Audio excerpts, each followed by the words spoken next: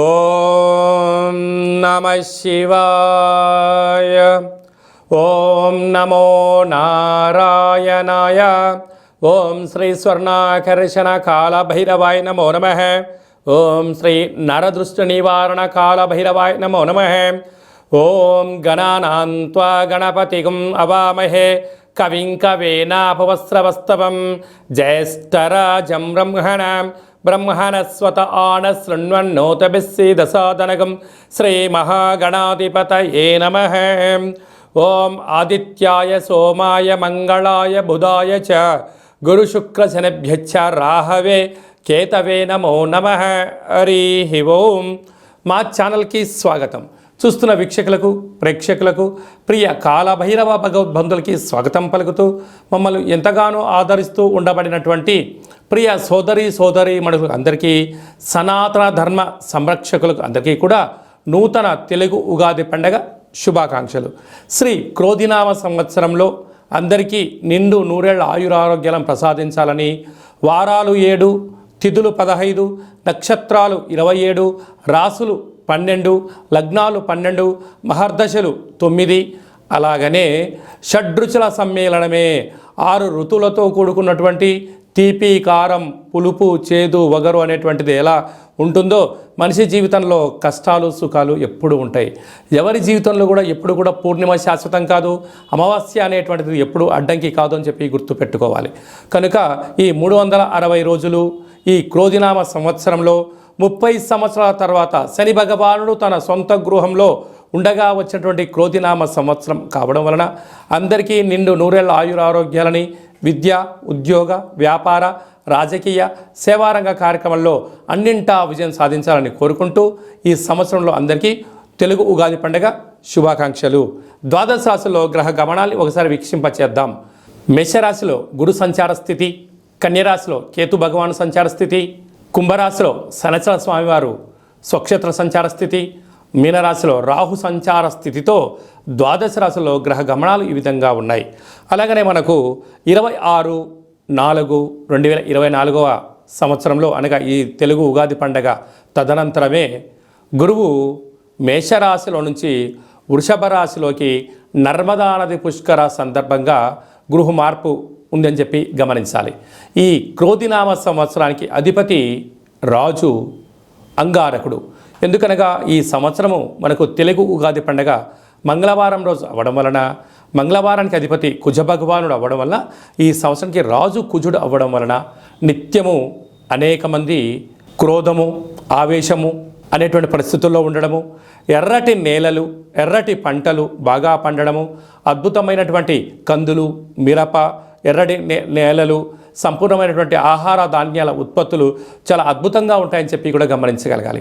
కాకపోతే ప్రజలందరూ కూడా ధర్మ మార్గంగా, ఆధ్యాత్మికంగా ఉండడము, తల్లిదండ్రులను, గురువులను, ధర్మాన్ని ఎవరైతే ఆచరిస్తారో వారికి రుణభయం, రోగభయం, శత్రుప్రయం, ప్రమాదాలు తొలగిపోతాయని చెప్పి కూడా గమనించగలగాలి. అలాగనే ఈ సంవత్సరము మంత్రివర్యులు శని భగవానుడు అవ్వడం వలన ఆ శని భగవానుడు ప్రస్తుత కాలమాన ప్రకారంగా కుంభరాశిలో సంచారము చేయడం వలన ధర్మ మార్గంగా ఎవరైతే ఉంటారో వారికి చాలా మంచి కాలము అని చెప్పి గమనించగలగాలి. తెల్లటి నువ్వులు, విశేషమైన నీలం రంగు పదార్థాలు, పుష్పాలు, పండ్లు, పదార్థాలు, అద్భుతమైనటువంటి ధర్మ పరిపాలనగా, ధర్మంగా, న్యాయంగా, నీతిగా ఉండబడిన వారికి చాలా మంచి కాలం అని చెప్పి గుర్తుపెట్టుకోగలగాలి. ఎవరైతే అధర్మంగా ఉంటారో, అన్యాయంగా ఉంటారో, రాక్షస జీవన విధానంగా ఉంటారో, గతి తప్పిన జీవన విధానం ఎవరైతే అలవర్చుకుంటారో వారికి అనేక ఇబ్బందులు ఉంటాయని చెప్పి కూడా గమనించగలగాలి. ఈ సంవత్సరము పశుపాలకుడు కృష్ణ పరమాత్ముడు అవడం వలన గోవులు, పశువులు సమృద్ధిగా ఆయురారోగ్యాలుగా ఉండడం, మంచి పాడి, మంచి పంట, ఐశ్వర్యము, సుఖవంతమైన జీవనం ఉండడం జరుగుతుంది అని చెప్పి గమనించాలి.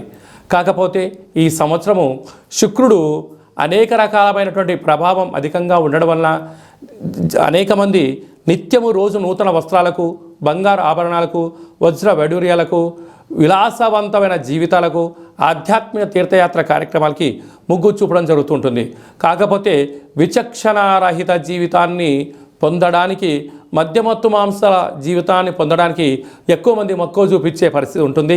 కనుక దయచేసి అలా వెళ్లకుండా ఆధ్యాత్మికమైన చింతనతో మీరు ఉండగలిగితే ఈ సంవత్సరము అందరికీ పట్టిందల్లా బంగారం అయ్యేటువంటి యోగ్యత కనపడుతుందని చెప్పి గమనించాలి. శ్రీ క్రోధినామ సంవత్సరంలో కుంభరాశి వారికి ఎలా ఉండబోతుందో ఈ వీడియోలో సవివరంగా సంపూర్ణంగా తెలుసుకుందాం. కుంభరాశిలో ఏ నక్షత్రాలు వస్తాయనగా ధనిష్టా నక్షత్రంలోని 3వ పాదం, 4వ పాదం, శతభిష నక్షత్రంలోని 4 పాదాలు, పూర్వాభాద్ర నక్షత్రంలోని 1, 2, 3 పాదములు కలిపితే కుంభరాశి. కుంభరాశి యొక్క అధిపతి శని భగవానుడు. వీరు ఈ సంవత్సరం ఆదాయ వ్యయాన్ని మనం పరిశీలించినట్లయితే ఆదాయం 14, వ్యయం 14. అంటే ఎంతైతే అవసరాలు ఉన్నాయో అంతే ధనం వీళ్ళు సంపాదించబోతున్నారు. శ్రమకు తగ్గ ఫలితం వీరి సొంతం కాబోతుంది. స్థిరాస్తులు, చరాస్తులు వీరి సొంతం కాబోతున్నాయి. అలాగే రాజ్యపూజ్య మారు, అవమానం 1. రాజకీయాల్లో రాణించాలి అనుకుంటున్న వారందరికీ కూడా చాలా మంచి కాలము అని చెప్పి మీరు గమనించగలగాలి. అలాగే మనం కందాయ ఫలితాన్ని బాగా గమనించినట్లయితే ఒక శతభిష నక్షత్ర జాతకులకు మధ్యసున్న కారణం వలన మనోవేదన, ఆత్మ క్షోభ, ఎవరి చెప్పుకోలేనటువంటి బాధలు వీరికి ఎక్కువ అవుతాయని చెప్పి గమనించాలి. ఈ సంవత్సరము మంత్రివర్యులు శని భగవానుడే అవ్వడం వలన నిత్యము ప్రపంచంలో కరువులు, కాటకాలు, ఇబ్బందులు, ప్రమాదాలు, జలగండాలు, అగ్ని ప్రమాదాలు అనేకంగా పొంచి ఉన్నాయి. కనుక కుంభరాశి యొక్క అధిపతి శనైశ్వర స్వామివారు 30 సంవత్సరాల తర్వాత తన సొంత ఇంట్లో ఉండగా వచ్చినటువంటి ఈ యొక్క సంవత్సరం అవ్వడం వలన నిత్యము ఆధ్యాత్మిక చింతన, ధర్మ మార్గంగా ఉండడం, గోవులకు, పక్షులకు దానం చేయడము, మీ జన్మ నక్షత్రం రోజున అష్టమి, అమావాస్య, పూర్ణిమ తిథి ఎందున దూరావాయు జల ప్రయాణాలు పెట్టుకోకపోవడం, ధర్మంగా ఉండడం వలన వీటన్నిటినీ అధిగమించే ప్రయత్నం అవుతుంది. కనుక స్వర్ణాకర్షణ కాళభైరవ స్వామి యొక్క స్మరణ, స్వర్ణాకర్షణ కాళభైరవ స్వామి యొక్క కూష్మాండ దీపము, స్వర్ణాకర్షణ కాళభైరవ స్వామి ఆనంద దీపము, స్వర్ణాకర్షణ కాళభైరవ స్వామి యొక్క ముగ్గును ఇంటి ముందర పెట్టుకోవడం వలన మీరు ఐశ్వర్యం ఆకర్షించడం, దరిద్రం పారదోలడం, ఆనందం మీ సొంతం అవుతుందని చెప్పి గమనించాలి. సాఫ్ట్వేర్ ఉద్యోగస్తులు, హార్డ్వేర్ ఉద్యోగస్తులు, సినిమాలు, యూట్యూబ్లు, వాట్సాప్లు, ఫేస్బుక్లు నడిపించే వారందరికీ, సాంస్కృతిక కార్యక్రమాల వారికి, వ్యవసాయ సోదరీమణులకు చాలా మంచి కాలము అని చెప్పి గమనించాలి.